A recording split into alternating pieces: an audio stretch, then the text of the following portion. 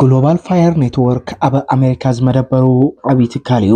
እዚ ትካል እዚ ዓመታዊ ናይ ወታደራዊ ዓቕሚ ሃገራት ብምምዛን ደረጃን መስርዕን ድማ ይቕመጥ። ብመሰረት እዚ ንሕና እውን ነቲ ንዓና ዝምልከት ኣብ ጉዳይ ኣፍሪቃ ተኪርና ሰራዊት ትግራይን ምክልኻል ሓይሊ ሰራዊት ኢትዮጵያን ዘለዎም ደረጃ እንታይ ይመስል ዝብል ብደረጃ ዓለም ንምርኣይ ክንፍትን ኢና ሓቢርኩምና ፅንሑ።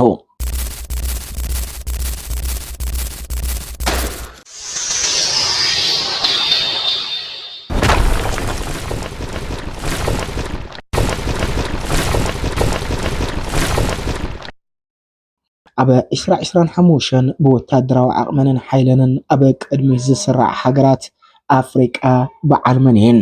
ኣብ ኣሜሪካ ዝመደበሩ ግሎባል ፋየር ፓወር ኔትወርክ ወይ ብምሕፃረ ቃሉ GFP ንሃገራት ዓለም ብዘለዎ ነፅዋር ወታደራዊ በዝሕን ጥንካረ ክእለት ባጀትን ጂኦግራፊያዊ ኣቀማምጣን መሰረት ብምግባር መስርዕ ብምሃብ ዝፍለጥ ገዚፍን ተኣማንን ትካል እዩ ይብል ፀብፃብ BBC።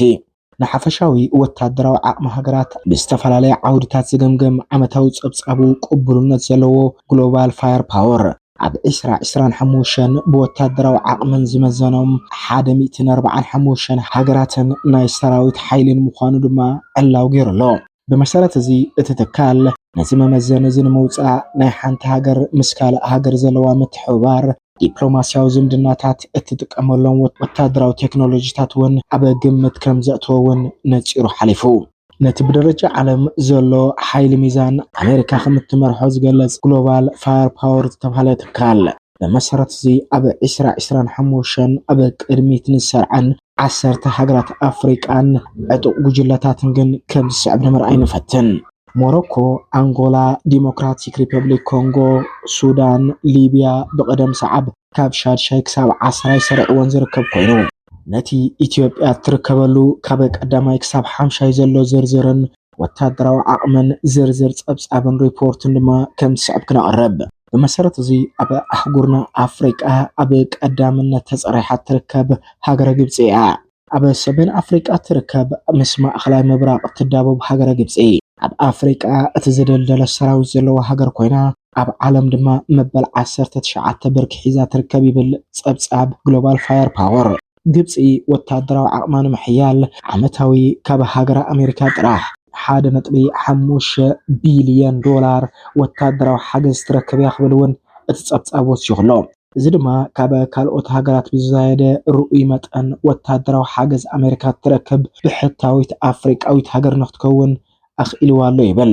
ሰራዊት ግብፂ ኣብ ርእስቲ ዘይርጉእ ማእኸላይ ምብራቕ ኣብ ዘሎ ኩነታት ከም ምድኳኑ መጠን ናይ ፀጥታ ሃገሩ ንምውሓስ ውሽጣውን ግዳማውን ንዝመፁ ተፃብኦታት ንምቁፅፃር እግረኛ ሰራዊት ሓይሊ ኣየርን ሓይሊ ባሕርን ሒዙ ዝተዋቀረ ኮይኑ ብድምሩ ድማ 440,000 ሰራዊት ዝሓዘ ምዃኑ እውን እቲ ፀብፃብ የመላኽት። ሰሜን ኣፍሪቃዊት ሃገር ኣልጀርያ ብወታደራዊ ሓይሊ ኣብ ኣፍሪቃ ኣብ ካልኣይቲ ብርኪ ትስራዕ ኮይና ኣብ ዓለም ድማ መበል 26 ደረጃ ሒዛ ትርከብ። ሰራዊት ኣልጀርያ ብዋናነት ካብ ነዳድቲ ሃገር ብዝርከብ እቶት ዝተሃነፀ ምዃኑ ዝገልጽ ግሎባል ፋየር ፓወር እዚ ድማ ንሰራዊት እቲ ሃገር ዘመናዊ ፅዋር ንኽዓጥቕን ንኽሽምትን ፅቡቕ ስልጠና ንኽወስድን ጥጡሕ ባይታ ከም ዝፈጠረሉ ይገልጽ። እግረኛ ሰራዊት ሓይሊ ኣየርን ሓይሊ ባሕርን ዝሓዘ ሰራዊት ኣልጀርያ ጠቕላላ በዝሑ 325,000 ይበፅሕ።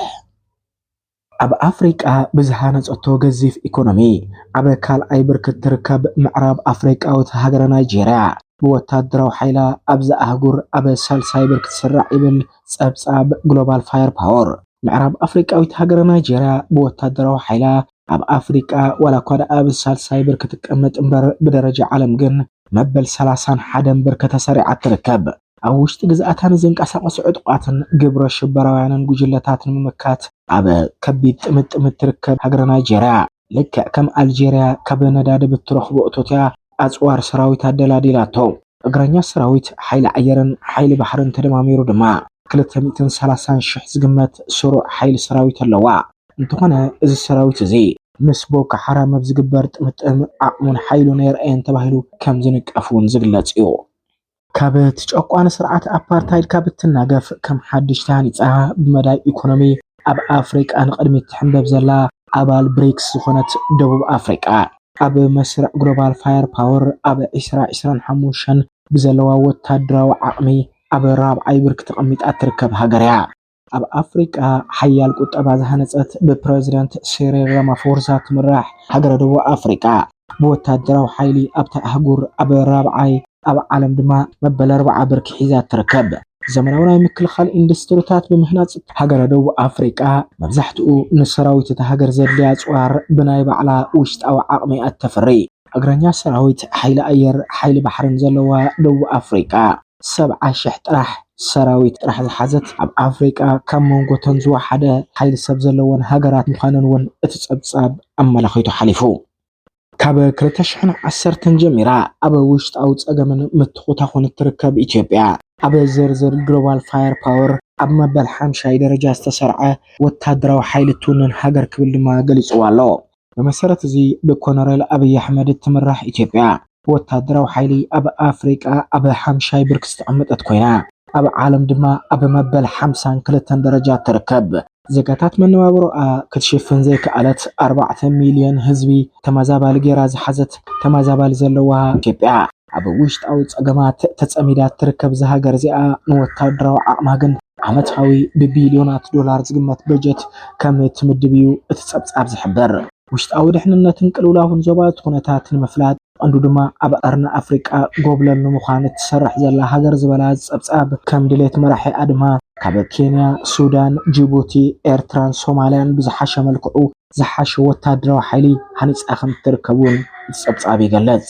ሰራዊት ኢትዮጵያ ዘመናዊ ፅዋር ካብ ሸመታ ዝዓጥቕ ኮይኑ ብዋናነት ድማ ሃገራት ምዕራብ ኣውሮፓን ሩስያን ቀንዲ ዕዳጋታት እታ ሃገር ምዃነን እዩ እቲ ፀብፃብ ዘመላኽት። ውሽጣዊ ዓቕሚ እታ ሃገር ንምህናፅ ብፍላይ ድማ ወታደራዊ ዓቕማ ንምድልዳል እትሰርሕ ዘላ ሃገር ኢትዮጵያ ብውሽጣዊ ዓቕማ ጥይትን ተተኮስትን ካብ ምምራታ ብተወሳኺ ኣብ ቀረባ እዋን ሰብ ኣልቦ ድሮናት ንምፍራይ እውን ፃዕርታት ተካይድ ምህላዋን እቲ ፀብፃብ የመላኽት። ብመሰረት እዚ ኢትዮጵያ ነቲ ኣብ ቀይሕ ባሕሪ ከስፍሮ እየ ትብሎ ዘላ ሓይሊ ባሕሪ ሓዊሱ ኣጋር ሰራዊትን ሓይሊ ኣየርን ስሩዕ ሰራዊት ጥራሕ 160,000 ዝግመት ምዃኑ እውን ገሊፁ ኣሎ። እዚ ሓይሊ እዚ ግን ክብራትን ክብራንን ናይ ኦሮምያ ፍሉይ ሓይልን ናይ ክልላት ዕጡቃትን ከይሓወሰ ምዃኑ እውን እቲ ፀብፃብ የመላኽት። ኣብዚ ጉዳይ ማለት እውን ግሎባል ፋየር ፓወር ኔትወርክ ማለት እውን ብምሕፃር ቃሉ GFP ሰራዊት ትግራይ ንዘለዎ ቁመናን ንዝሃቦ ወታደራዊ ገምጋም ዝምልከት ንምርኣይ ፃዕርታት ዝገበርና ኮይና በመሰረት ካብ ድህረ ገፅ እቲ መርበብ ሓበሬታ ዝረኸብናዮ ሓሳብ ግን ግሎባል ፋየር ፓወር ኔትወርክ ነቶም ብመንግስቲ ደረጃ ዝተመዝገቡ ኣብ ትሕቲ ቀጥታዊ ምምሕዳር እታ ሃገር ንዝምራሕ ሓደ ሓይሊ ጥራሕ ዝምዝን ምዃኑ ብምግላፅ ሰራዊት ትግራይ ኣብ ዝርዝር እቲ ሊስታ ክኣቱ ኣይከኣለን።